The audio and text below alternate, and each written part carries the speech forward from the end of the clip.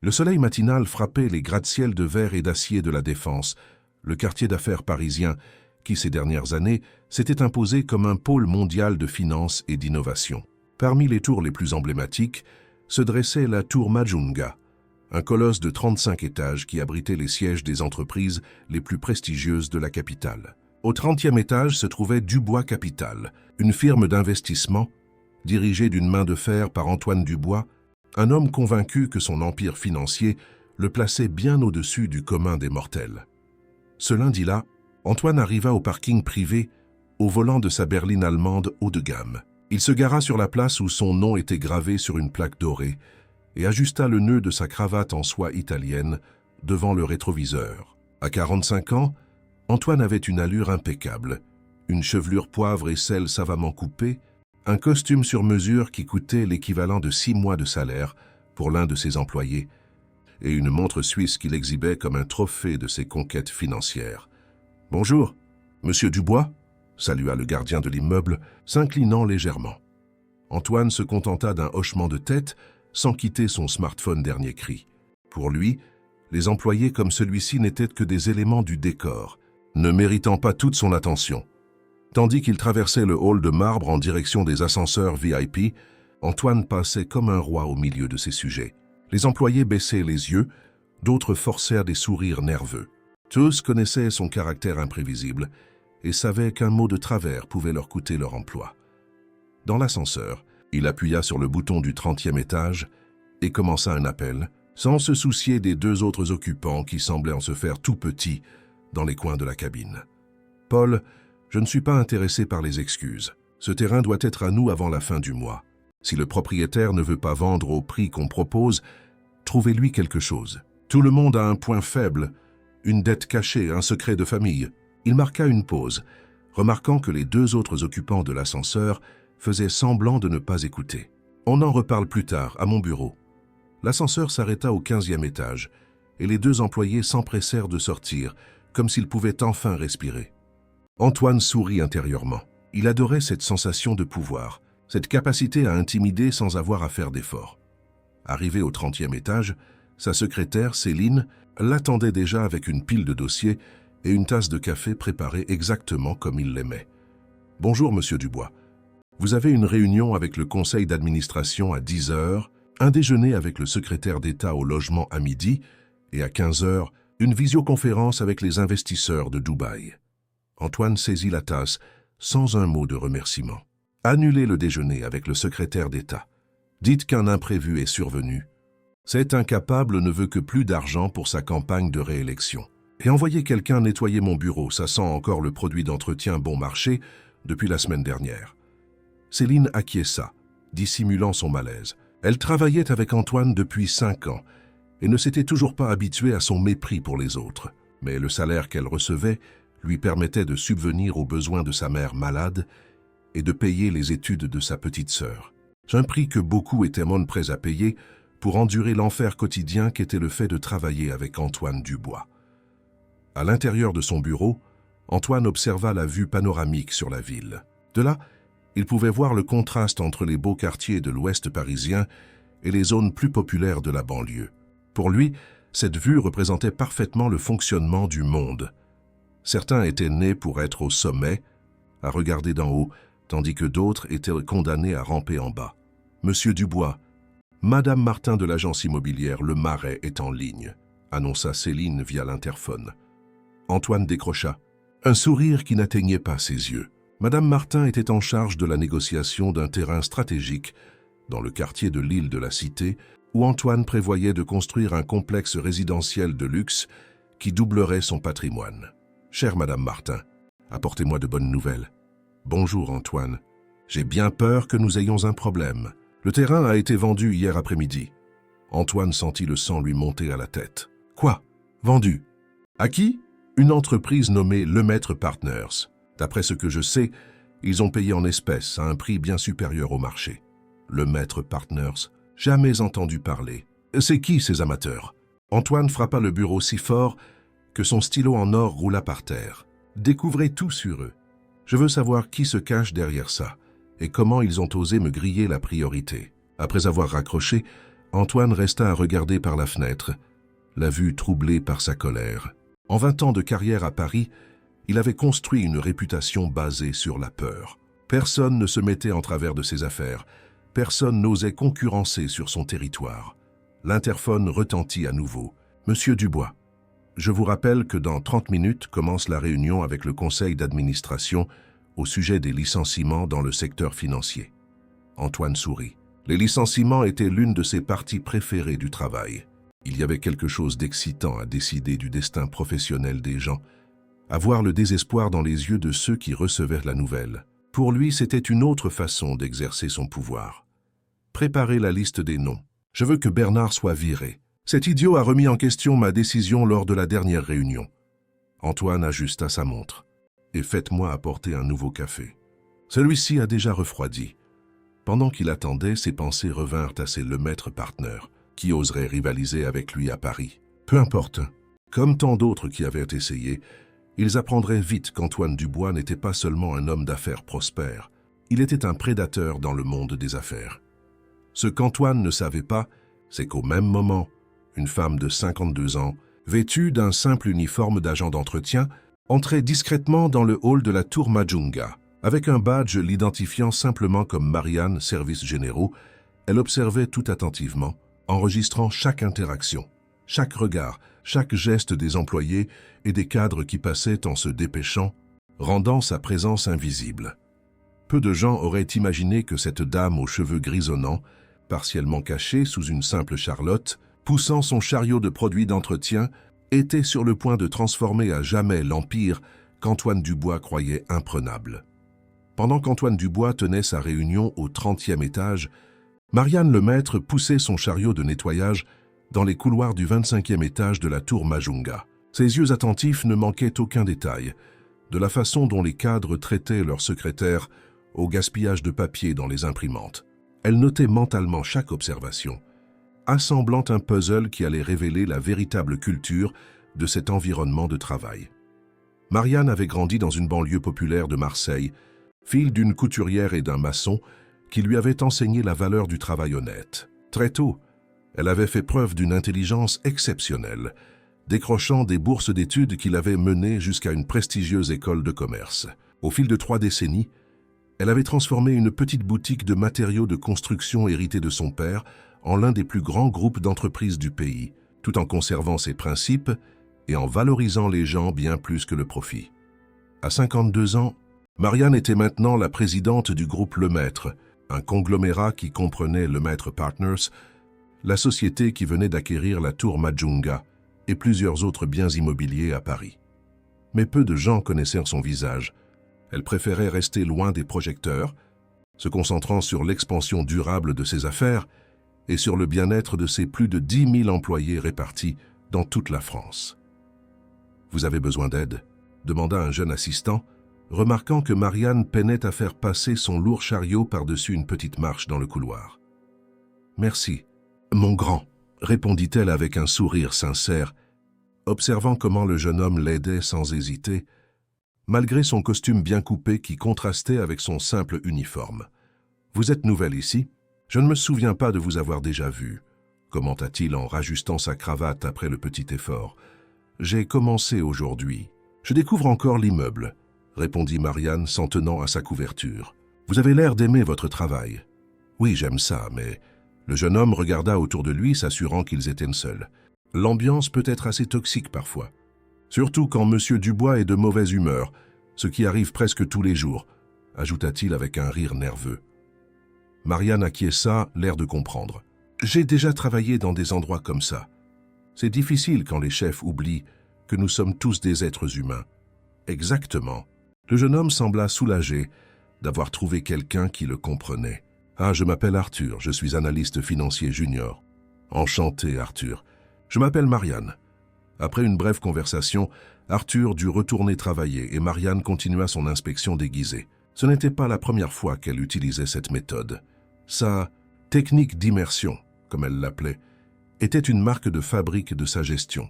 Avant de mettre en œuvre des changements dans une entreprise qu'elle achetait, elle passait une semaine à travailler de manière incognito dans différents services pour ressentir de l'intérieur la réalité des employés. Dans l'espace café du 25e étage, Marianne trouva 3 secrétaires qui discutaient à voix basse pendant leur pause. Elle entra silencieusement et commença à essuyer les surfaces tout en écoutant. « Vous avez entendu dire qu'il a viré Bernard aujourd'hui ? 15 ans de boîte jetés comme ça, » commenta l'une d'elles, visiblement bouleversée. « On dit que c'est juste parce que Bernard a suggéré une approche différente pour le projet de l'île de la Cité, » répondit une autre, en levant les yeux au ciel. « Cet homme est un monstre. Parlez moins fort, » avertit la troisième. « Les murs ont des oreilles ici. » Marianne feignit de se concentrer sur une tâche particulièrement tenace dans l'évier, tout en restant attentive à leur conversation. « Vous saviez que la tour a été vendue ?» demanda la première secrétaire, changeant de sujet. « Céline m'a dit que M. Dubois est furieux parce qu'il a perdu un terrain important au profit de la même entreprise qui a acheté l'immeuble. »« Le maître quelque chose, c'est ça ?»« Jamais entendu parler, » commenta la deuxième. « On dit qu'elle est dirigée par une femme qui a commencé de rien. Une self-made woman, comme disent les Américains, » expliqua la première avec de l'admiration dans la voix. Marianne dissimula un petit sourire en quittant la pièce. C'était exactement la raison pour laquelle elle restait discrète. Elle voulait être jugée pour ses actions et ses principes, pas pour son patrimoine ou son pouvoir. En s'approchant des ascenseurs, Marianne remarqua un homme d'une 50aine d'années qui réprimandait durement une jeune assistante, qui semblait sur le point de pleurer. L'homme dont le badge l'identifiait comme un directeur pointait agressivement du doigt des documents. « Incompétente. Vous avez une idée du préjudice que cette erreur peut nous causer ?» vociférait-il, ignorant complètement qu'il se trouvait dans un espace public. Marianne observa la scène avec tristesse. La culture toxique semblait imprégner tous les niveaux hiérarchiques de cet immeuble. Tandis qu'elle attendait l'ascenseur, son téléphone vibra discrètement. C'était un message de son assistante personnelle. « Réunion confirmée pour demain 10 heures. Tous les directeurs seront présents, y compris Antoine Dubois. Avez-vous besoin de quelque chose d'autre pour votre opération infiltrée ?» Marianne répondit rapidement. « Tout est sous contrôle. Demain, on verra si les premières impressions se confirment. » L'ascenseur arriva et Marianne y entra, poussant son chariot. Il était vide, ce qui lui donna un moment pour réfléchir. Au cours de sa longue carrière, elle avait rencontré beaucoup de M. Dubois. Des hommes et des femmes qui confondaient pouvoir et droit de mépriser les autres, qui voyaient les employés comme des pièces interchangeables plutôt que comme des êtres humains avec dignité et potentiel. Sa philosophie d'entreprise était exactement l'opposé. Le groupe Lemaître était réputé pour sa politique de valorisation humaine, ses programmes de développement professionnel et sa redistribution des bénéfices. Marianne était fermement convaincue qu'une entreprise ne pouvait vraiment prospérer que lorsque toutes les personnes impliquées prospéraient ensemble. L'ascenseur s'arrêta au 30e étage, le territoire d'Antoine Dubois. Marianne hésita un instant, puis décida que c'était une occasion parfaite d'observer l'épicentre du problème.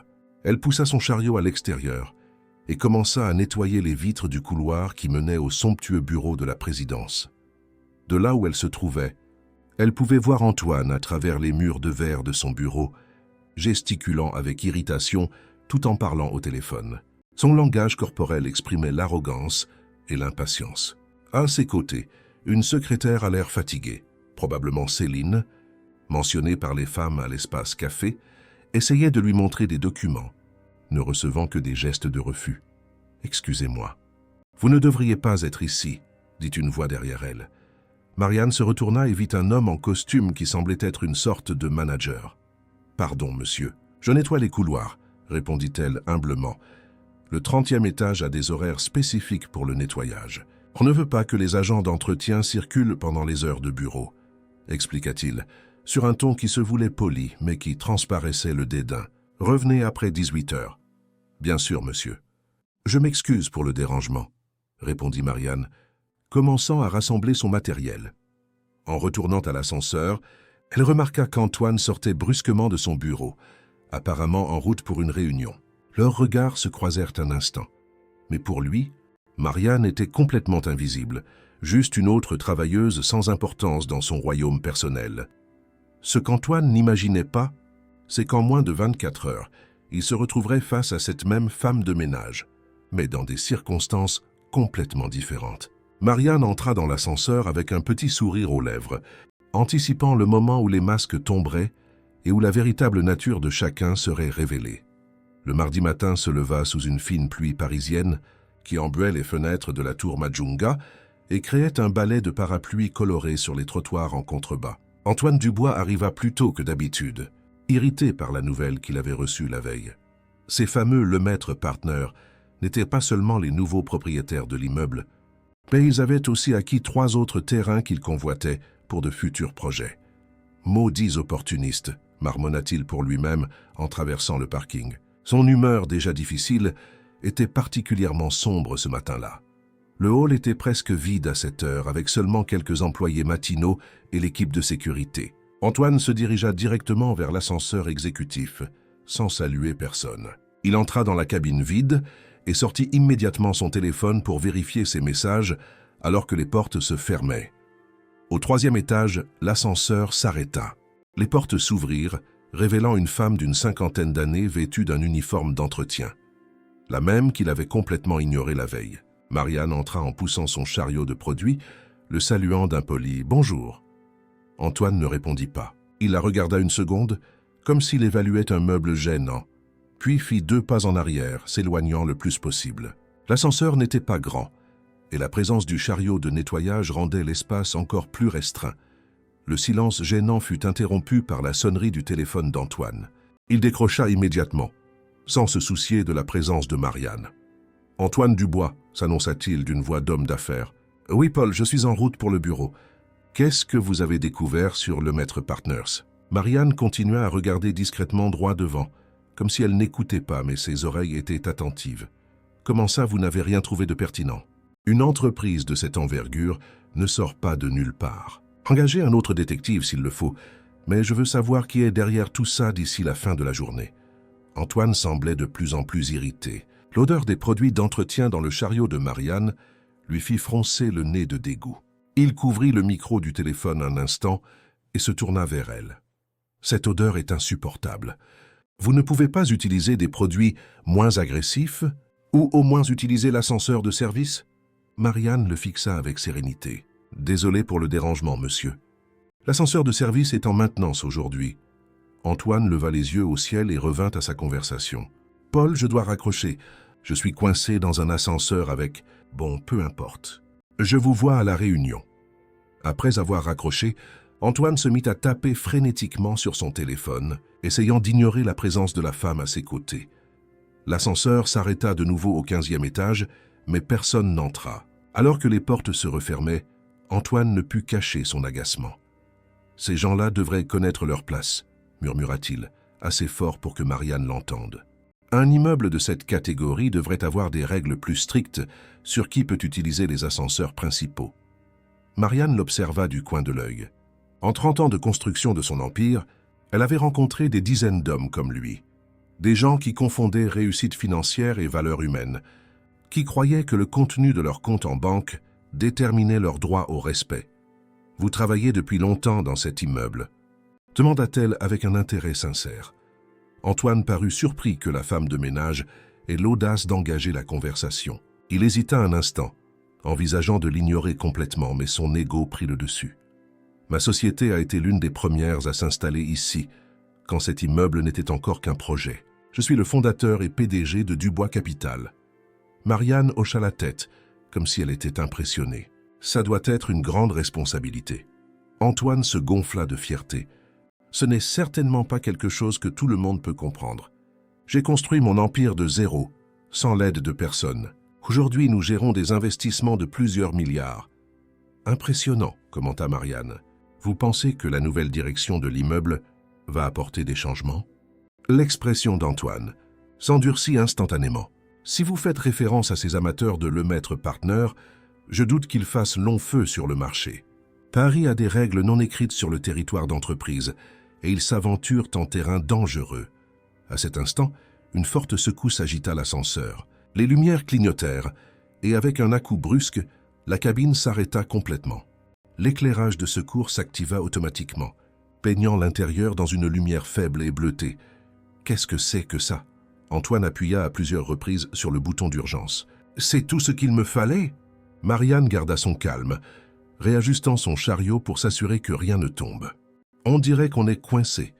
Antoine lui lança un regard furibond, comme si elle avait fait une remarque profondément stupide. « Quelle brillante déduction !»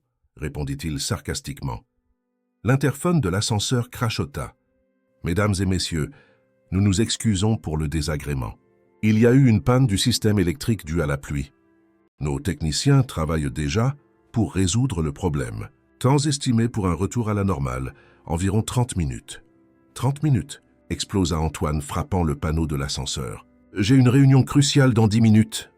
Je veux parler au responsable de l'immeuble. »« Monsieur, calmez-vous, s'il vous plaît, » répondit la voix à l'interphone. « Nous faisons tout notre possible pour résoudre la situation au plus vite. » Antoine éteignit l'interphone d'un geste brusque et commença à faire les 100 pas dans l'espace limité, passant nerveusement la main dans ses cheveux parfaitement coiffés. « C'est juste parfait. » Coincé dans un ascenseur le jour de la réunion la plus importante du mois. Et avec... Il regarda Marianne et son chariot de nettoyage sans finir sa phrase. Marianne remarqua son malaise grandissant. « Vous allez bien? Vous avez l'air un peu pâle. »« Je vais très bien, » répondit-il sèchement, même si son visage avait en effet perdu de sa couleur. Antoine détestait les espaces clos, quelque chose qu'il n'aurait jamais admis en public. Les minutes suivantes se déroulèrent dans un silence pesant. Antoine alternait entre vérifier compulsivement sa montre et taper des messages furieux sur son téléphone, qui, heureusement, avait encore du réseau. Marianne restait calme, rangeant de temps en temps les produits dans son chariot. « Je n'arrive pas à croire que ça arrive juste aujourd'hui », finit par se plaindre Antoine, incapable de contenir sa frustration. « J'ai une réunion avec les actionnaires pour discuter de la menace de cette nouvelle entreprise. Et maintenant, je suis coincé ici avec une femme de ménage. » Que la façon dont il prononça le mot « femme de ménage » était si pleine de dédain que cela ressemblait presque à une insulte. Marianne l'observa avec intérêt, sans montrer la moindre offense. « Parfois, les choses ne se passent pas comme prévu », commenta-t-elle, philosophiquement. « Je suis sûr que vos collègues comprendront la situation. » Antoine ricana amèrement. « Dans le monde réel, ma chère, les retards coûtent de l'argent et des opportunités. Mais je doute que quelqu'un qui nettoie des toilettes pour vivre puisse comprendre ça. » Marianne sourit légèrement. « Vous seriez surpris de ce qu'on peut apprendre en nettoyant des toilettes. Les gens remarquent rarement qui tient une serpillière, alors on finit par observer beaucoup de choses sur la nature humaine. »« Fascinant, » répondit Antoine avec une ironie mordante. « Et qu'est-ce que vos profondes observations sociologiques vous ont appris exactement ? » « Que souvent, les personnes les plus impolies sont celles qui portent les plus grandes peurs, » répondit tranquillement Marianne, le regardant dans les yeux. Antoine parut momentanément déconcerté par la réponse directe, mais il retrouva vite sa posture défensive. « Ne me parlez pas de philosophie de pacotille. Vous ne savez rien de moi ni de ma vie. »« C'est vrai, » acquiesça Marianne. « Tout comme vous ne savez rien de moi ni de ma vie. » L'ascenseur trembla de nouveau, poussant Antoine à s'agripper instinctivement à la barre de maintien. Des gouttes de sueur commencèrent à se former sur son front et sa respiration s'accéléra. Marianne remarqua les signes d'anxiété. « Vous êtes claustrophobe ? » ?»« Bien sûr que non, » nia Antoine. Mais sa voix trahissait sa panique croissante. « J'ai une bouteille d'eau ici, si vous voulez, » proposa Marianne, cherchant dans son sac personnel. « Je ne boirai pas quelque chose qui vient de votre sac, » répondit-il brusquement. Marianne haussa les épaules et prit une gorgée de sa propre bouteille. « Comme vous voulez. » À mesure que les minutes passaient, le malaise d'Antoine devenait de plus en plus évident. Son visage était pâle, sa respiration irrégulière, et il desserra constamment sa cravate, comme s'il suffoquait. L'ascenseur de la tour Majunga restait immobile entre le 22e et le 23e étage. 5 minutes s'étaient écoulées depuis qu'ils étaient restés coincés, et l'anxiété d'Antoine Dubois augmentait à vue d'œil. Son costume impeccable présentait maintenant des taches de sueur sous les bras, sa cravate italienne était lâche autour du cou, et ses cheveux, normalement parfaitement coiffés, étaient en désordre, après qu'il y ait passé les mains à plusieurs reprises. C'est inadmissible. Un immeuble de cette catégorie ne peut pas avoir de telles défaillances, vociféra-t-il, frappant de nouveau le panneau d'urgence. « Allô, il y a quelqu'un ?» Ça fait 20 minutes. L'interphone crachota, et une voix fatiguée répondit « Nous continuons à travailler sur le problème, monsieur. Le système électrique principal a été plus gravement touché par la pluie que nous ne l'imaginions. Nous vous demandons encore un peu de patience. »« Patience ?» cria presque Antoine. « Vous savez qui je suis ?» Je suis Antoine Dubois, le PDG de Dubois Capital. Chaque minute que je passe ici me coûte des milliers d'euros. Nous en sommes sincèrement désolés, monsieur Dubois. Nous faisons de notre mieux. » Antoine éteignit l'interphone avec une force inutile et s'appuya contre la paroi de l'ascenseur, fermant les yeux et essayant de contrôler sa respiration saccadée. L'espace semblait se rétrécir à chaque minute. « Vous devriez vous asseoir », suggéra calmement Marianne en désignant le sol. « Ça aide à diminuer la sensation de vertige. »« Je ne vais pas m'asseoir par terre dans un ascenseur comme un... » Comme... Il hésita, incapable de finir la phrase dédaigneuse qui lui venait à l'esprit. « Comme une femme de ménage », compléta Marianne avec un léger sourire compréhensif. « Croyez-moi, monsieur, en ce moment, votre priorité devrait être votre bien-être, pas votre apparence. » Antoine la regarda avec irritation. Mais l'aggravation de ses symptômes physiques, palpitations, sueur froide, vision légèrement floue, finit par le convaincre. Il glissa lentement le long du mur jusqu'à s'asseoir par terre dans l'ascenseur, les jambes tendues devant lui. Marianne s'agenouilla à ses côtés, gardant une distance respectueuse. Respirez lentement. Comptez jusqu'à 4 en inspirant. Retenez votre souffle pendant 2 secondes, puis expirez en comptant jusqu'à 6. « Je n'ai pas besoin qu'une femme de ménage m'apprenne à respirer, » répondit-il entre 2 respirations saccadées. Mais il suivit quand même instinctivement les instructions. Après quelques minutes de cette respiration suggérée, Antoine commença à se sentir un peu mieux. Le silence entre eux fut interrompu par la sonnerie de son téléphone. Céline, sa secrétaire, s'inquiétait de son retard pour la réunion. « Je suis coincé dans ce maudit ascenseur », expliqua-t-il, essayant de garder son calme au téléphone. « Oui, avec une femme de ménage. Non, je n'ai aucune idée de quand je vais en sortir. Dites aux actionnaires d'attendre, ou de commencer sans moi et de me faire un résumé plus tard. » Il raccrocha et laissa sa tête tomber en arrière, s'appuyant contre le mur froid de l'ascenseur. « Parfait. C'est juste parfait. » Marianne l'observa avec une curiosité sincère. Au cours de sa longue carrière, elle avait rencontré de nombreux cadres arrogants, mais rares étaient ceux qui affichaient aussi ouvertement leur mépris pour les autres. « Vous savez, » commença-t-elle avec désinvolture, « je travaille depuis de nombreuses années dans le nettoyage, et j'ai toujours été fasciné par la façon dont les gens réagissent de manière si différente à l'environnement dans lequel ils se trouvent. » Antoine ouvrit un œil pour la regarder. « Qu'est-ce que vous voulez dire ? » Certaines personnes, peu importe la richesse ou l'importance de leur environnement, gardent leur humilité et leur gentillesse. D'autres, elle fit une pause significative, semblent avoir besoin de rabaisser les autres pour se sentir plus grands. « Vous m'analysez maintenant ?» Antoine ricana sarcastiquement. « Laissez-moi deviner. Vous avez étudié la psychologie avant de décider que votre véritable vocation était de frotter les sols. » Marianne ne se laissa pas démonter par la provocation. « En fait, j'ai un master d'une des plus grandes écoles de commerce de Paris. Mais la vie prend des chemins inattendus, n'est-ce pas ?» Antoine la regarda avec une surprise momentanée avant de retrouver son expression de dédain. « Si vous avez un master et que vous nettoyez des toilettes, c'est que vous avez clairement fait de très mauvais choix dans la vie. Ou peut-être que j'ai fait exactement les bons choix, » répondit-elle tranquillement. « La valeur d'une personne ne se mesure pas au poste qu'elle occupe. Monsieur Dubois, dans le monde réel, ma chère, c'est exactement comme ça que la valeur se mesure, » rétorqua-t-il, se sentant suffisamment remis pour reprendre son arrogance habituelle. « Pendant que j'ai construit un empire et que j'emploie des centaines de personnes, vous passez vos journées à enlever la saleté laissée par les autres. Ne venez pas me parler de valeur. » Marianne l'étudia longuement. « Vous avez des enfants, monsieur Dubois ?» La question inattendue le prit au dépourvu. « Un fils. Il étudie à Londres. » « Pourquoi? Et il est fier du père qu'il a ?» Antoine fronça les sourcils. « Quel genre de question est-ce? Bien sûr qu'il l'est. Je lui donne tout ce que l'argent peut acheter. Et de l'amour. Du temps? De l'attention? Vous lui donnez aussi ça ?» Un silence pesant s'installa dans l'ascenseur. Antoine sentit une vague d'irritation et quelque chose de plus, quelque chose de dérangeant qu'il ne voulait pas examiner de trop près. « Vous ne savez rien de ma relation avec mon fils, » répondit-il finalement, la voix plus basse et moins agressive. « Vous avez raison.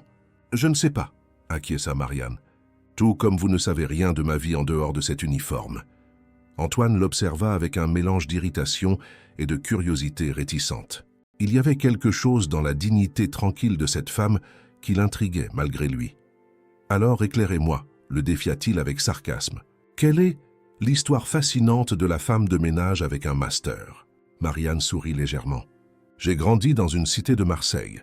Mes parents étaient analphabètes, mais ils ont travaillé 2, parfois 3 emplois pour que je puisse étudier. J'ai décroché une bourse complète à l'université en travaillant comme agent d'entretien le matin et en étudiant le soir. Antoine écouta en silence, son visage révélant une légère surprise. J'ai rencontré des gens merveilleux et des gens terribles en cours de route, continua-t-elle. J'ai appris que la vraie mesure d'une personne n'est pas dans ce qu'elle a accompli, mais dans la façon dont elle traite ceux qui ne peuvent rien faire pour elle. Les mots frappèrent Antoine comme un coup de poing invisible. Pendant un bref instant, il se vit à travers les yeux de cette femme, un homme privilégié et arrogant qui mesurait les gens par la taille de leur compte en banque. L'interphone de l'ascenseur interrompit le moment. « Mesdames et messieurs, nous avons réussi à rétablir partiellement le courant.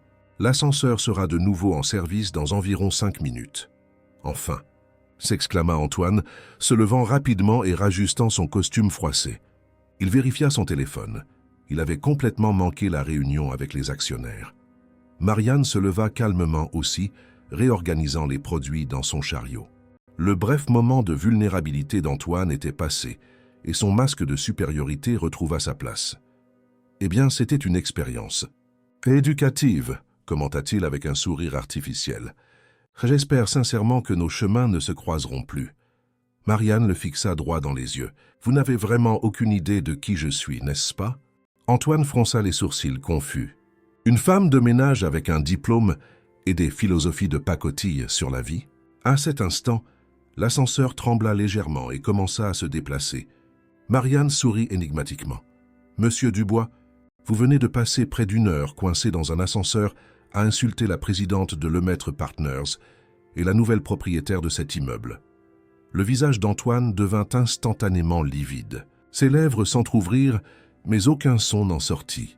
« Marianne Lemaitre, » se présenta-t-elle formellement, lui tendant la main. « C'est un plaisir de vous rencontrer, bien que les circonstances n'aient pas été des plus favorables. » Antoine la regarda dans un état de choc absolu, incapable de comprendre complètement ce qu'il venait d'entendre. Son cerveau essayait désespérément de concilier l'image de la simple femme de ménage avec la puissante femme d'affaires qui avait acquis son immeuble et surpassé ses affaires. « C'est une sorte de blague morbide. » Réussit-il enfin à balbutier. « Non, monsieur Dubois, c'est simplement ma méthode de travail. Avant de mettre en œuvre des changements dans une entreprise que j'acquiers, j'aime connaître la réalité des employés par expérience personnelle. » Marianne garda un ton calme et professionnel. « Je dois dire que mon expérience à la Tour Majunga a été très révélatrice. » L'ascenseur s'arrêta au hall principal et les portes s'ouvrirent. Dehors, une petite foule attendait, y compris des techniciens de maintenance et des agents de sécurité de l'immeuble. « Tout va bien, monsieur Dubois ?» demanda un des gardiens, remarquant son visage pâle et son expression stupéfaite. Avant qu'Antoine ne puisse répondre, un homme en costume impeccable s'approcha rapidement de Marianne. « Madame Lemaitre, nous étions inquiets. Vous allez bien ?»« Parfaitement bien, Olivier, » répondit-elle, lui tendant le faux badge d'agent d'entretien. Ce fut une expérience assez enrichissante. L'homme lança un regard désapprobateur à Antoine, qui restait figé sur place, essayant de comprendre ce qui se passait. « Monsieur Dubois, » dit Marianne, se tournant vers lui une dernière fois, « j'espère vous voir demain à la réunion générale à 10 heures. J'ai des annonces importantes à faire sur l'avenir de cet immeuble et des entreprises qui y opèrent. » Elle s'éloigna calmement, accompagnée d'Olivier et de 2 autres assistants qui avaient surgi de nulle part, laissant derrière elle un Antoine Dubois complètement abasourdi, dont la vision du monde venait d'être bouleversée en l'espace de quelques minutes. « Qui l'eût cru ?» murmura-t-il pour lui-même en la voyant s'éloigner. La femme de ménage. Antoine resta dans le hall de la Tour Majunga pendant quelques minutes, observant, stupéfait, le groupe qui accompagnait Marianne Lemaitre jusqu'à la sortie. Son esprit essayait encore de traiter la révélation explosive. La simple femme de ménage qu'il avait traitée avec tant de dédain était en réalité la puissante femme d'affaires qui avait acquis son immeuble et surclassé ses affaires. L'homme qui l'accompagnait, Olivier, à ce qu'il avait entendu, lança un dernier regard de désapprobation dans sa direction avant d'ouvrir la porte pour que Marianne entre dans une berline allemande encore plus luxueuse que la sienne. « Monsieur Dubois, » Vous allez bien? Tiens, demanda Céline, sa secrétaire, qui était descendue au hall après avoir appris que l'ascenseur était réparé. Antoine cligna des yeux à plusieurs reprises, comme s'il sortait d'une transe. Oui, annulé tous mes rendez-vous pour le reste de la journée. Je dois rentrer chez moi. Mais, monsieur, la réunion avec les investisseurs pour le projet de l'île de la Cité, annulée, Céline, ordonna-t-il avec plus de dureté qu'il ne le souhaitait. Voyant l'expression blessée de la secrétaire, il ajouta d'un ton plus contrôlé « S'il vous plaît, je ne suis pas en état après cet incident dans l'ascenseur. » Le trajet jusqu'à son appartement dans le très chic 16e arrondissement ne lui avait jamais semblé aussi long. Antoine conduisait machinalement, son esprit rempli de flashbacks de chaque mot arrogant, de chaque geste dédaigneux qu'il avait dirigé vers Marianne Lemaître pendant leur confinement forcé dans l'ascenseur. « Vous n'êtes qu'une femme de ménage qui ne sera jamais rien dans la vie. » Ces mots revenaient maintenant le hanter, chargés d'une cruelle ironie. Dans son appartement, Antoine se servit un généreux verre de whisky et se dirigea vers le balcon qui offrait une vue panoramique sur Paris. En bas, la ville continuait son rythme normal, inconsciente du tremblement de terre personnel qui venait d'ébranler les fondations de sa vie. Son téléphone sonna de manière insistante. Paul, son directeur financier, voulait probablement savoir pourquoi la réunion avait été annulée. Antoine ignora l'appel. Quelques minutes plus tard, un SMS arriva. « J'ai trouvé des informations sur Marianne Lemaître. Urgent, rappelez-moi. » Avec des doigts légèrement tremblants, Antoine rappela. « Paul, qu'est-ce que vous avez découvert ?»« Antoine, cette femme est incroyable. » La voix de Paul débordait d'une admiration inhabituelle. Marianne Lemaître a littéralement commencé de rien. Fille de couturière et de maçon à Marseille. Elle a obtenu son diplôme avec les honneurs. A fait un master dans une grande école de commerce, comme elle l'a dit, et a transformé une petite boutique de matériaux de construction héritée de son père en un empire. Antoine prit une gorgée de whisky, sentant le liquide lui brûler la gorge. Continuez. Le groupe Lemaître emploie plus de 10 000 personnes dans toute la France. Ils ont une politique de valorisation humaine, qui est une étude de cas à Harvard. Redistribution des bénéfices, plan de carrière pour tous les niveaux, même les agents d'entretien ont une assurance maladie et des bourses d'études pour leurs enfants. Et comment se fait-il que personne n'ait jamais entendu parler d'elle ici à Paris ? Demanda Antoine, l'irritation transparaissant dans sa voix. C'est là le truc, expliqua Paul avec un enthousiasme croissant. Elle garde volontairement un profil bas. Elle apparaît rarement dans les médias, évite les événements mondains. On dit qu'elle visite personnellement chaque nouvelle acquisition, déguisée en employée de bas étage, pour comprendre la culture de l'entreprise avant de mettre en œuvre des changements. Antoine ferma les yeux, ressentant un mélange toxique de honte et de colère. « Et ce n'est pas tout, » continua Paul. « Lemaître Partners n'a pas seulement acheté la tour Majunga, ils ont acquis 4 autres immeubles de bureaux dans la ville, y compris celui où opère Gauthier & Fils, notre plus grand concurrent. En gros, Antoine, elle est maintenant propriétaire des locaux qui abritent les 2 plus grandes entreprises d'investissement de la ville. Brillant, stratégiquement, murmura Antoine, impressionné malgré lui. Et le projet de l'île de la Cité? Ce terrain que nous avons perdu face à eux, j'ai entendu dire qu'ils prévoient de construire non pas un complexe commercial, mais un centre culturel et éducatif pour les jeunes des banlieues. Un projet à but non lucratif.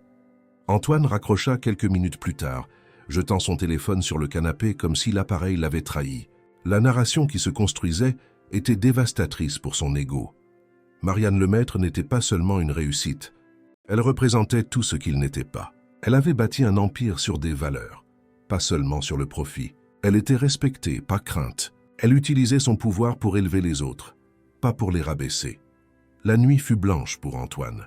Entre les verres de whisky et les réflexions amères, il revécut chaque moment dans l'ascenseur, chaque mot prononcé, chaque expression de Marianne alors qu'il la traitait avec mépris. Comment elle avait gardé sa dignité, même lorsqu'il avait tenté de l'écraser avec sa prétendue supériorité. Vers 3 heures du matin, Antoine se retrouva à faire quelque chose qu'il n'avait pas fait depuis des années. Il appela son fils à Londres. « Papa ?» La voix endormie de Julien, son fils de 22 ans, montrait sa surprise à l'heure de l'appel. « Il s'est passé quelque chose. »« Non, mon grand, je voulais juste... » Antoine hésita, ne sachant pas exactement pourquoi il avait appelé. « Savoir comment tu vas. » Un silence confus plana sur la ligne avant que Julien ne réponde. « Je vais bien. Il est 3 heures du matin chez toi, papa. Tu n'appelles jamais à cette heure. »« Je sais, désolé. » Antoine ferma les yeux. « Julien, tu es fier de moi ?» La question sembla surprendre le jeune homme. « Comment ça ?»« En tant que père. Tu es fier du père que je suis pour toi ?» Un autre silence, plus long cette fois. « Papa, tu es ivre ?»« Non, oui, un peu. Mais ça n'a pas d'importance. Réponds à ma question, s'il te plaît. » Julien soupira de l'autre côté de la ligne. « Écoute, papa, je suis fier de ta réussite professionnelle, bien sûr. Tu as construit un empire de zéro, comme tu le dis toujours. Mais, parfois, j'aurais aimé que tu construises moins un empire et que tu aies plus. Je ne sais pas, plus de temps pour nous. Après le départ de maman, on aurait dit que la société était ta seule famille. » Les mots frappèrent Antoine comme des flèches. Son ex-épouse était partie 8 ans plus tôt, fatiguée de partager sa vie avec un homme qui priorisait les affaires avant tout. À l'époque, Antoine avait considéré la séparation comme un inconvénient, presque un service, une distraction de moins dans son ascension implacable vers le sommet. « Je comprends », murmura-t-il, la gorge soudainement sèche. « Papa, tout va vraiment bien? Tu n'as jamais posé ce genre de questions avant. »« Oui, tout va bien. J'ai eu une journée différente. Repose-toi, mon grand. On se reparle plus tard. » Après avoir raccroché, Antoine resta immobile sur le canapé pendant de longues minutes. Les mots de son fils résonnaient dans son esprit, s'entremêlant avec ceux de Marianne Lemaître dans l'ascenseur. La vraie mesure d'une personne n'est pas dans ce qu'elle a accompli, mais dans la façon dont elle traite ceux qui ne peuvent rien faire pour elle. Pour la première fois depuis des années, peut-être des décennies, Antoine Dubois s'autorisa une honnêteté brutale avec lui-même. Qu'avait-il accompli finalement? Un empire construit sur l'intimidation, une réputation d'homme à craindre, non à respecter, une fortune qui n'avait pas acheté l'admiration de son propre fils, une vie vide de véritables liens. Le matin arriva, trouvant Antoine toujours éveillé, les yeux rouges fixés sur le paysage urbain qui commençait à s'éveiller. Dans quelques heures, il affronterait de nouveau Marianne Lemaître, cette fois lors d'une réunion officielle où leurs positions seraient inversées. Elle en tant que propriétaire, lui en tant que locataire. L'homme qui se dirigea vers la salle de bain pour une douche froide n'était plus le même Antoine Dubois qui était entré dans l'ascenseur la veille. Quelque chose de fondamental avait changé. Une fissure dans son armure d'arrogance, un premier aperçu de la possibilité que peut-être, juste peut-être, il avait vécu toute sa vie en poursuivant les mauvaises valeurs. Tandis qu'il se rasait méticuleusement, Antoine prit une décision. Il affronterait la réunion non pas comme une humiliation à supporter, mais comme une opportunité, peut-être la dernière, de montrer qu'il restait encore quelque chose de sa dignité. Au même moment, à quelques kilomètres de là, Marianne Lemaître se préparait également pour ce jour décisif. Dans son appartement simple, au vu de son patrimoine, elle prenait son petit déjeuner tout en relisant les notes prises lors de son infiltration à la tour Majunga. « Olivier, je veux que vous incluiez à l'ordre du jour une discussion sur les politiques de valorisation humaine, donna-t-elle comme instruction à son assistant, qui était déjà en place même à cette heure matinale. Ce que j'ai vu hier m'a convaincu que nous devons mettre en œuvre des changements significatifs dans la culture d'entreprise de cet immeuble. »« Et Monsieur Dubois ?» demanda Olivier, qui avait été témoin de l'état abasourdi de l'homme d'affaires la veille. « Vous avez l'intention de... » Marianne sourit doucement. « Antoine Dubois est un homme intelligent qui a bâti une entreprise solide.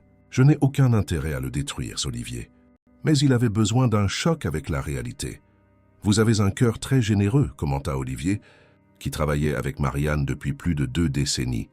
Ce n'est pas de la générosité, c'est de la stratégie, corrigea-t-elle, bien que son sourire contredise la dureté de ses mots. Les gens comme Antoine Dubois peuvent devenir des alliés précieux lorsqu'ils redirigent leur énergie pour le bien, ou ils peuvent devenir des adversaires amers et revanchards. Le choix lui appartiendra après aujourd'hui. En se préparant à partir, Marianne jeta un dernier regard sur l'uniforme de nettoyage, soigneusement plié sur une chaise.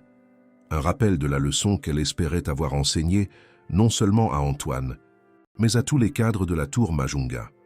Ponctuellement à 9h30, le hall de la tour Majunga commença à recevoir un afflux inhabituel de personnes.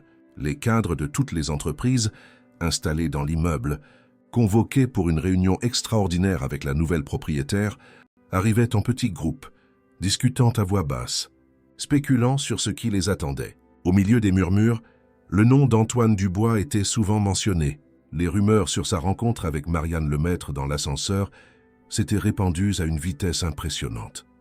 Antoine arriva 10 minutes avant 10 heures, vêtu d'un costume bleu marine discret, différent des modèles ostensiblement chers qu'il avait l'habitude de porter. Il avait choisi de conduire sa propre voiture, renvoyant son chauffeur. Il remarqua les regards curieux et les chuchotements en traversant le hall en direction de l'auditorium principal, mais il garda une expression neutre, ignorant les provocations voilées de certains concurrents qui semblaient savourer son apparente disgrâce.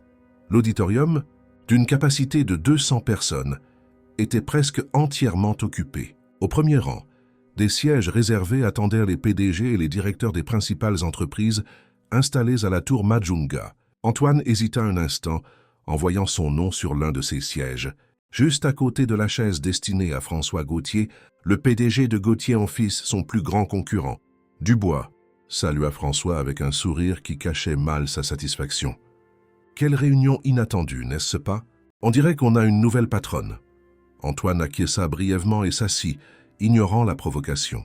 Son regard était fixé sur la scène vide, où une simple table avec des microphones attendait les représentants du groupe Lemaître. Exactement à 10 heures, une porte latérale s'ouvrit et Marianne Lemaître entra, accompagnée d'Olivier et de 3 autres cadres. Antoine l'observa attentivement, notant les différences subtiles entre la femme de ménage de l'ascenseur et la femme d'affaires qui se présentait maintenant. Marianne portait un tailleur-pantalon bien coupé, dans un ton de bleu profond, avec un collier de perles comme seul ornement. Ses cheveux, autrefois cachés sous une simple charlotte, étaient maintenant élégamment attachés en un chignon bas qui mettait en valeur ses traits sereins. Il n'y avait aucune ostentation dans son apparence, juste une élégance discrète qui dégageait une confiance et une autorité naturelle. « Bonjour à tous », commença-t-elle, sa voix claire remplissant l'auditorium sans qu'elle ait besoin d'élever le ton. « Je vous remercie d'être venus si nombreux ce matin. Comme vous le savez probablement, je suis Marianne Lemaître, présidente du groupe Lemaître, qui a récemment acquis cet immeuble et d'autres biens commerciaux à Paris. » Elle fit une pause, ses yeux balayant l'auditoire avant de continuer. « Certains d'entre vous se demandent peut-être pourquoi j'ai convoqué cette réunion, ou sont peut-être inquiets à l'idée de changements drastiques dans vos contrats de location. » Un léger sourire effleura ses lèvres. « Je peux vous assurer que nous ne sommes pas ici pour créer des difficultés. Au contraire. » Antoine remarqua comment tout le monde dans l'auditorium semblait absorber chaque mot. Marianne avait le don rare de capter l'attention sans avoir besoin de l'exiger, une qualité qu'il avait toujours cru posséder, mais qu'il réalisait maintenant avoir conquise par l'intimidation, pas par le respect sincère. « Au cours des 2 derniers jours, continua Marianne, j'ai eu le privilège de connaître cet immeuble d'une perspective différente. » Son regard croisa brièvement celui d'Antoine. « Je crois fermement que pour comprendre véritablement un environnement, il faut l'expérimenter dans sa forme la plus fondamentale. C'est pourquoi, comme c'est ma coutume, j'ai passé du temps ici en tant que simple agent d'entretien. » Un murmure parcourut l'auditorium. Plusieurs regards se tournèrent vers Antoine, qui garda une expression impassible, même s'il sentait son visage rougir légèrement. Ce que j'ai observé était révélateur. J'ai vu des professionnels talentueux et dévoués à tous les niveaux. J'ai aussi vu une culture d'entreprise qui, à bien des égards, valorise les titres et les postes au-dessus du caractère et de la dignité humaine. Marianne marqua une nouvelle pause, permettant à ces mots d'être assimilés. Le groupe Lemaître n'est pas seulement un conglomérat d'entreprises, nous sommes une communauté guidée par des valeurs. Nous pensons que le succès financier et le bien-être humain ne sont pas des objectifs mutuellement exclusifs, ils sont en réalité interdépendants. Elle détailla ensuite certaines des initiatives qu'elle prévoyait de mettre en œuvre à la tour Majunga, des espaces de convivialité partagés entre différentes entreprises, des programmes de mentorat croisés, un centre de développement professionnel ouvert aux employés de tous les niveaux, de l'accueil à la présidence. Plus qu'un immeuble de bureaux, nous voulons que la tour Majunga devienne un exemple de la façon dont l'environnement de travail peut être à la fois productif et humain. Antoine écoutait attentivement, se surprenant à réaliser que beaucoup des idées présentées étaient non seulement innovantes, mais parfaitement alignées avec des problèmes qu'il avait lui-même identifiés au fil des ans mais qu'il avait ignoré au nom de la praticité et du profit immédiat. Après presque 1 heure de présentation et de questions de la part du public, Marianne arriva à la dernière partie de son discours. Avant de conclure, je voudrais annoncer la formation d'un comité consultatif composé de représentants des principales entreprises installées dans cet immeuble. Ce comité travaillera directement avec moi sur la mise en œuvre des changements proposés, en veillant à ce que les spécificités et les besoins de chaque secteur soient pris en compte. Elle consulta une liste sur sa table avant de continuer. Nous invitons à faire partie de ce comité François Gauthier de Gauthier & Fils, Caroline Bernard de Bernard Avocat, Pierre Martin de JW Tech. Une brève pause. Antoine Dubois de Dubois Capital. Un silence lourd d'attente s'installa dans l'auditorium. Tous les regards se tournèrent vers Antoine, qui ne put cacher complètement sa surprise. De tous les développements possibles pour cette réunion, être invité à travailler directement avec Marianne était le dernier auquel il s'attendait. Les personnes nommées peuvent rester après la fin de la réunion pour une brève conversation. Sur les prochaines étapes, conclut Marianne, je vous remercie encore une fois d'être venus et je suis à votre disposition pour des questions individuelles pendant le cocktail qui sera servi dans le foyer.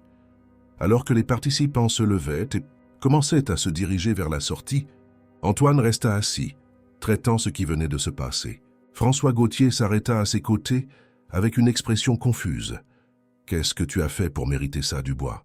Je pensais qu'après cet épisode dans l'ascenseur, je suis tout aussi surpris. « Gauthier, » répondit sincèrement Antoine. Lorsque l'auditorium se vida, ne laissant que les 4 cadres nommés pour le comité, Marianne s'approcha personnellement, saluant chacun d'eux. Quand elle arriva à Antoine, elle lui tendit la main avec un sourire serein. « Monsieur Dubois, merci d'avoir accepté de faire partie de ce comité. » Antoine lui serra la main, notant la fermeté de sa poignée. « Pour être honnête, Madame le Maître, je ne comprends pas pourquoi vous m'avez choisi après notre rencontre dans l'ascenseur, » compléta-t-elle avec un léger sourire. « Précisément à cause de ça, Monsieur Dubois. » Voyant son expression confuse, Marianne le conduisit dans un coin plus discret, pendant qu'Olivier se chargeait de parler aux autres membres du comité.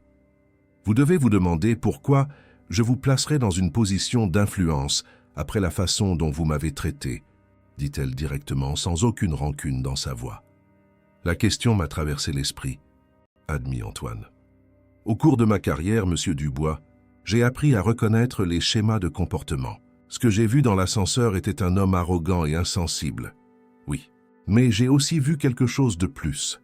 Et qu'est-ce que ce serait ?» demanda-t-il, sincèrement curieux. « J'ai vu un homme intelligent, stratégique et avec une capacité de leadership indéniable, même si elle était mal orientée. J'ai vu quelqu'un qui a bâti une entreprise solide et respectée, malgré ses méthodes discutables. » Marianne fit une pause, le regardant droit dans les yeux. « Mais surtout, dans les derniers instants, quand vous avez réalisé qui j'étais, j'ai vu quelque chose que peu de gens auraient remarqué. » Quoi ? Une étincelle de honte authentique. Pas seulement parce que vous aviez été pris dans une situation embarrassante, mais une honte plus profonde, celle qui ne surgit que lorsque nous sommes confrontés à une vérité sur nous-mêmes, que nous essayons d'ignorer. Antoine déglutit, surpris par la précision de l'analyse. « Vous avez le potentiel d'être bien plus que ce que vous êtes aujourd'hui, Monsieur Dubois, non seulement en tant qu'homme d'affaires, mais en tant qu'être humain. Et je préfère transformer des adversaires en alliés chaque fois que c'est possible. Et si je ne suis pas à la hauteur de vos attentes ?» demanda-t-il sans son ton défensif habituel. Marianne sourit. « Alors j'aurais commis une erreur de jugement, ce qui arrive de temps en temps. Mais je suis une parieuse à long terme, Monsieur Dubois, et je me trompe rarement quand il s'agit d'évaluer le caractère humain. » Elle consulta discrètement sa montre. « Notre première réunion de comité aura lieu lundi prochain. D'ici là, je voudrais que vous réfléchissiez à votre entreprise, à votre leadership et à la manière dont vous pourriez mettre en œuvre certaines des pratiques que nous avons abordées aujourd'hui. » Avant qu'Antoine ne puisse répondre, François Gauthier s'approcha, visiblement désireux de parler à Marianne. Elle le salua d'un bref signe de tête et s'éloigna, laissant Antoine seul avec ses pensées. Lors du cocktail qui suivit, Antoine observa comment Marianne circulait naturellement entre les groupes, écoutant plus qu'elle ne parlait, traitant avec la même attention aussi bien les cadres que les employés qui servaient les boissons. Il remarqua comment les gens semblaient se détendre en sa présence, comment des sourires sincères remplaçaient les expressions tendues si courantes dans cet environnement. Pour la première fois de sa carrière, Antoine Dubois se sentit face à quelqu'un qui n'avait pas besoin d'imposer le respect, quelqu'un qui l'inspirait naturellement. La sensation était à la fois humiliante et libératrice. Tout en regardant Marianne discuter avec animation avec l'une des réceptionnistes de l'immeuble, Antoine se fit une promesse silencieuse. Il ne gâcherait pas cette opportunité inattendue. Peut-être était-il trop tard pour refaire sa vie complètement, mais peut-être, juste peut-être, y avait-il encore du temps pour réécrire son héritage? 6 mois s'étaient écoulés depuis cette rencontre fatidique dans l'ascenseur. La Tour Majunga, autrefois un simple immeuble de bureaux chic, s'était transformée en un espace différent de tout autre à Paris. Les couloirs autrefois silencieux et tendus abritaient désormais des conversations animées entre employés de différentes entreprises. L'ancienne cafétéria réservée aux cadres avait été transformée en un espace partagé où les stagiaires pouvaient s'asseoir à côté des PDG. Un vendredi en fin d'après-midi, Antoine Dubois traversait le hall principal lorsqu'il remarqua un groupe de jeunes réunis autour d'une table, examinant des plans et des maquettes. Il s'approcha par curiosité. « Monsieur Dubois, c'est un plaisir de vous voir. » salua Arthur, non pas son fils, mais le jeune analyste financier qui, des mois plus tôt, avait aidé Marianne dans son déguisement. Maintenant, Arthur dirigeait le projet social de la Tour Majunga, une initiative qui offrait un mentorat professionnel aux jeunes des banlieues. « Comment se passe le projet, Arthur ?» demanda Antoine, examinant les dessins sur la table. « Incroyable! Ce sont les finalistes du concours de design que nous avons organisé dans les lycées professionnels. Le projet gagnant sera mis en œuvre dans l'espace communautaire que nous construisons sur le terrain de l'île de la Cité. » Antoine observa avec un intérêt sincère l'enthousiasme des jeunes étudiants qui semblaient initialement intimidés par sa présence, mais se détendirent rapidement en percevant son intérêt réel pour leurs idées. C'était une réaction à laquelle il s'habituait encore, des gens qui ne le craignaient pas, mais qui le respectaient simplement. « Impressionnant », commenta-t-il, pointant du doigt l'une des maquettes. « J'aime particulièrement l'intégration entre les espaces intérieurs et extérieurs. Ça me rappelle un peu l'architecture de Jean Nouvel. » Le jeune auteur du projet, un étudiant de 17 ans d'un lycée public de banlieue, rougit de fierté. « C'est exactement l'inspiration, monsieur. Vous vous y connaissez en architecture ?»« Juste les bases, » répondit Antoine avec un sourire. « Mais j'aimerais en savoir plus. Peut-être pourriez-vous m'expliquer les détails de votre projet ?» Alors que le jeune homme expliquait avec animation les concepts derrière son design, Antoine réfléchit à quel point sa vie avait changé. Si quelqu'un lui avait dit 7 mois plus tôt qu'il s'intéresserait sincèrement à l'opinion d'un lycéen, il aurait ri de l'absurdité de l'idée. Après quelques minutes de conversation, il salua le groupe et se dirigea vers l'ascenseur, le même ascenseur où sa vie avait pris un tournant inattendu. En chemin, il croisa Céline, son ancienne secrétaire, maintenant directrice des projets spéciaux chez Dubois Capital. « Les documents pour la réunion avec Madame Lemaître sont déjà dans votre bureau », l'informa-t-elle. « Et votre fils a appelé. Il a dit que son vol arrive demain à 10 heures. Merci Céline. Vous pouvez déjà rentrer chez vous, c'est vendredi. Ce rapport peut attendre jusqu'à lundi. » Céline sourit, pas encore complètement habituée à cette version plus humaine de son patron. « Merci, monsieur Dubois. Bon week-end. » Au 30e étage, Antoine trouva son bureau transformé. Les murs qui l'isolaient autrefois avaient été remplacés par des cloisons en verre qui maintenaient l'intimité sans créer de barrière. Les photos de son fils partageaient maintenant l'espace avec des images de projets d'entreprise et d'initiatives communautaires. Il s'assit à son bureau et ouvrit le dossier préparé par Céline. Les chiffres étaient impressionnants. Dubois Capital n'avait pas seulement survécu aux changements mis en œuvre au cours des derniers mois, mais prospérait comme jamais. La nouvelle politique de valorisation des employés, initialement accueillie avec scepticisme par la direction, avait entraîné une productivité accrue et une rotation du personnel réduite. Les projets sociaux, qu'Antoine avait d'abord considérés comme du simple marketing, avaient ouvert des portes à des partenariats inattendus et à des opportunités d'affaires innovantes. L'interphone sonna doucement. « Monsieur Dubois, Madame Lemaître est arrivée pour la réunion. » « Merci, s'il vous plaît, faites-la entrer. » Marianne Lemaître entra dans le bureau avec la même tranquillité qui la caractérisait. Elle portait une robe élégante mais simple, et tenait un dossier similaire à celui qu'Antoine examinait. « Bonjour Antoine, j'espère que je ne vous dérange pas. »« Pas du tout, Marianne. J'étais justement en train d'analyser les chiffres dont nous allons discuter aujourd'hui. » La formalité des premières rencontres avait laissé place à une relation de respect mutuel et, étonnamment, d'amitié. Antoine avait découvert en Marianne non seulement un mentor, mais un interlocuteur qui le mettait au défi intellectuellement comme peu d'autres dans sa vie. « Avant de commencer, dit Marianne, s'asseyant confortablement, je voudrais vous féliciter pour le projet avec les lycées. Arthur m'a parlé de votre implication personnelle. C'est exactement le genre d'initiative qui transforme des vies. Merci, mais le mérite revient principalement à votre vision. J'ai juste aidé à la mettre en œuvre, répondit Antoine sans fausse modestie. Marianne sourit. Il y a 6 mois, vous auriez exigé tout le crédit, même pour quelque chose auquel vous aviez à peine participé. Antoine rit, reconnaissant la vérité dans cette observation. Les gens changent, certaines personnes, corrigea-t-elle gentiment. Celles qui ont assez de courage pour affronter leurs propres démons. Pendant un instant, ils se remémorèrent silencieusement la rencontre dans l'ascenseur qui avait tout changé. « Vous savez, Marianne, j'ai beaucoup pensé à ce jour, » commenta Antoine, regardant par la fenêtre l'horizon de Paris. Que se serait-il passé si l'ascenseur n'était pas tombé en panne, si nous avions simplement continué nos chemins sans cette conversation forcée? La vie nous offre rarement des moments de clarté par hasard, Antoine. Je pense que, d'une manière ou d'une autre, nos chemins se seraient croisés de manière significative. La réunion qui suivit fut aussi productive que d'habitude. Ils discutèrent des résultats du premier semestre sous la nouvelle gestion partagée, ajustèrent les objectifs pour les mois à venir et finalisèrent les détails pour l'inauguration du centre culturel et éducatif de l'île de la Cité, qui aurait lieu la semaine suivante.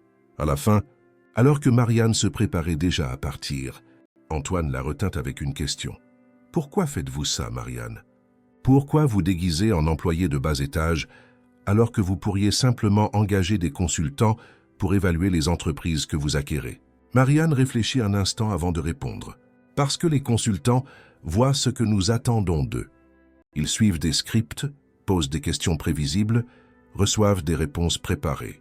Mais quand vous êtes invisible, quand vous êtes juste la personne qui nettoie le sol ou sert le café, vous voyez la vraie nature des gens et de l'organisation. »« Et qu'avez-vous vu en moi ce jour-là » demanda Antoine, une question qui le tourmentait depuis des mois. « J'ai vu un homme qui avait perdu son chemin, » répondit Marianne avec sincérité. « Quelqu'un qui a confondu réussite et valeur, pouvoir et but. Mais j'ai aussi vu quelqu'un capable de changer s'il trouvait le bon catalyseur. Et vous avez décidé d'être ce catalyseur. » Marianne sourit. « Disons que j'ai reconnu le potentiel pour quelque chose de plus grand.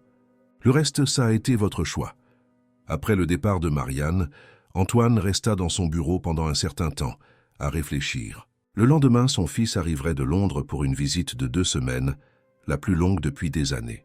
Ils prévoyaient non seulement de participer ensemble à l'inauguration du centre de l'île de la Cité, mais aussi de visiter certaines des communautés bénéficiaires des nouveaux projets sociaux de Dubois Capital.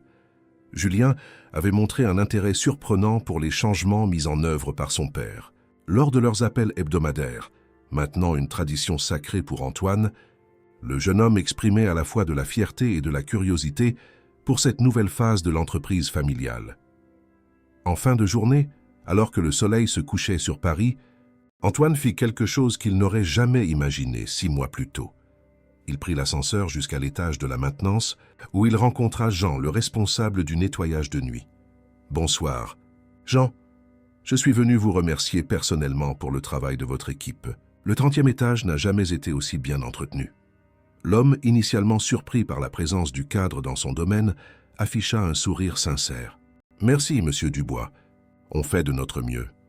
Je le sais, et ça fait toute la différence. » En sortant de l'immeuble, Antoine remarqua que les agents de sécurité le saluaient non plus avec la peur révérentielle d'avant, mais avec un respect sincère. Dans le parking, il s'arrêta brièvement à côté de sa berline, admirant le ciel qui commençait à afficher ses premières étoiles. Son téléphone vibra avec un message de Julien. « J'ai trop hâte de te voir. »« Papa, j'ai des nouvelles incroyables à te raconter. » Antoine sourit, tapant sa réponse. « Moi aussi j'ai hâte, mon grand. J'ai beaucoup à te raconter sur ces derniers mois. » Je pense que j'ai enfin compris ce qui compte vraiment. » En rentrant chez lui, Antoine réfléchit au fait que, ironiquement, il avait fallu être coincé dans un ascenseur avec une prétendue femme de ménage pour enfin se sentir vraiment libre. Libre des chaînes de sa propre arrogance, libre du poids d'une vie dédiée uniquement à l'accumulation de pouvoir et d'argent. Marianne Lemaître ne lui avait pas seulement offert une leçon d'humilité, mais un nouveau chemin. Un chemin où la réussite et l'humanité n'étaient pas des concepts mutuellement exclusifs, où le respect n'avait pas besoin d'être imposé par la peur, où le véritable leadership venait de l'exemple et non de l'intimidation. Et peut-être, pensa Antoine, alors que les lumières de Paris scintillaient autour de lui, peut-être que c'était là le plus grand succès que l'on pouvait atteindre. Non pas la conquête d'un empire financier, mais la redécouverte de sa propre humanité. Fin de l'histoire, message pour la fin du youtubeur.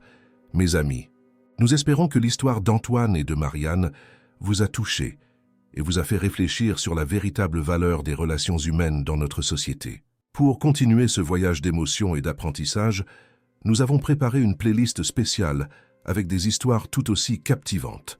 Vous la trouverez juste là, en cliquant sur votre gauche. Si cette histoire vous a plu, n'oubliez pas de vous abonner à la chaîne, de laisser un like et de la partager avec vos proches. Chaque semaine, nous vous proposons des récits uniques qui explorent la complexité de la vie et nous poussent à remettre en question nos valeurs. Et vous avez-vous déjà vécu une situation qui a complètement changé votre perspective? Racontez-nous dans les commentaires. On a hâte de lire vos expériences.